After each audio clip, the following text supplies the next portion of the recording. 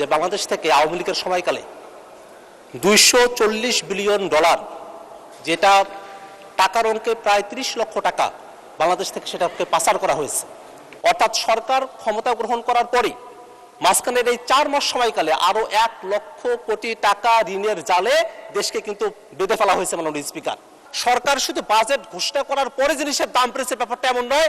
সরকার ক্ষমতা গ্রহণ করার পরেই বাজেট ঘোষণার আগে থেকেই জিনিসপত্রের দাম বাড়ানোর যে মেকানিজম সেটা শুরু করেই বাজেট ঘোষণায় বসেছে মাননীয় স্পিকার।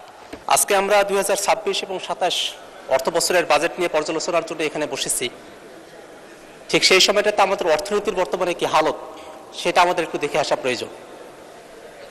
আমরা যদি বিগত দিনে আওয়ামী লীগের সময়কালটা আমরা খেয়াল করে দেখি, একটা শ্বেতপত্র প্রকাশিত হয়েছে।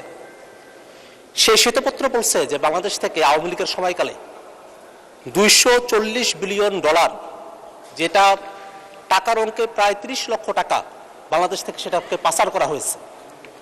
এত বিশাল 30 লাখ কোটি টাকা এটা বাংলাদেশ থেকে পাচার করা হয়েছে। এত বিশাল একটা অঙ্ক বাংলাদেশ থেকে পাচার হয়ে গেছে।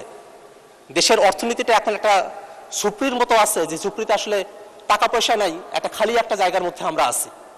এটা আরো সত্য হয় সেই সময়টাতে যখন আমরা দেখি যে বাংলাদেশের আসলে ঋণের পরিমাণটা কত।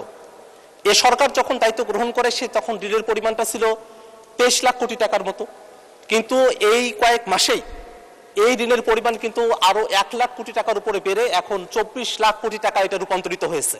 অর্থাৎ সরকার ক্ষমতা গ্রহণ করার পরে মাঝখানের এই 4 মাস সময়কালে আরো 1 লক্ষ কোটি টাকা ঋণের জালে দেশকে কিন্তু বেঁধে ফেলা হয়েছে। মাননীয় স্পিকার, আমরা যদি খেলাপি ঋণের দিকে তাকাই, আমাদের লাখ লাখ টাকা এটা খেলাপি ঋণের মধ্যে আছে। এমনকি এই অবস্থা হয়ে আছে যে আমাদের এই সংসদের 2 জন সংসদ সদস্য তারা এখনো পর্যন্ত শপথ গ্রহণ করতে পারেন নাই, কারণ তারা এখনো পর্যন্ত কোর্টে এই খেলাপি ঋণের ইস্যুর মধ্যে তারা আটকে আছেন। এখনো পর্যন্ত সরকারি দলের তরফ থেকে কিন্তু সে ব্যাপারে কোনো ব্যাখ্যা বিশ্লেষণ এখনো পর্যন্ত আনা হয় নাই। অর্থাৎ এই খেলাপি ঋণের যে বিষয়টা সেটা আমাদের অর্থনীতিকে একেবারে পঙ্গু অবস্থায় নিয়ে গেছে। আমরা আমাদের মূল্যস্ফীতি মুদ্রাস্ফীতির যদি দিকে তাকাই, এটা 2 অঙ্কের ঘরে আছে, 10% কাছাকাছি।